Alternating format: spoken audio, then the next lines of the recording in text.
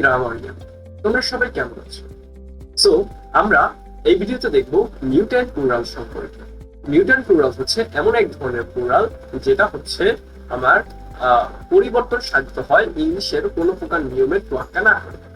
Irregular প্লুরালের ক্ষেত্রে আমরা দেখেছিলাম কিছুটা রুল ফলো করা, যেমন এফ থাকলে হয়ে যায় বিইএস অথবা ইএন এন্ডিং এর মাধ্যমে আমরা প্লুরাল করতে পারি। বাট মিউট্যান্ট প্লুরাল হচ্ছে ইংলিশের কোনো নীতি নিয়ম ফলো করে না। বাট চিন্তা করার কোনো কারণ নেই, ইংরেজিতে এরকম মাত্র 7টা নাউন রয়েছে যেটা হচ্ছে মিউট্যান্ট প্লুরাল হয়। চলো আমরা সেগুলো খুব সহজেই জেনে ফেলি। সো প্রথমটা হচ্ছে আমাদের ফুড, তারপরেরটা হচ্ছে আমাদের ওয়েমেন, তারপরেরটা হচ্ছে আমাদের মেন, তারপরেরটা হচ্ছে আমাদের ট্রুথ, পঞ্চম নাম্বারটা হচ্ছে আমাদের রুস, ষষ্ঠ নাম্বারটা হচ্ছে আমাদের মাউস এবং সপ্তম নাম্বারটা হচ্ছে আমাদের লাভ।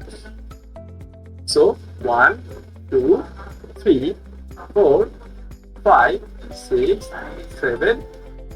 সো এই 7টা হচ্ছে আমাদের সিঙ্গুলার নাউন। এর প্লুরালটা আমাদের একটু মনে রাখতে হবে, কারণ ফুড হয়ে যায় ফুডস হয় না, হয় পিট।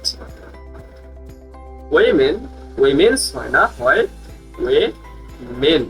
অ্যাকচুয়ালি এটা হবে ম্যান, এটাও হবে ম্যান।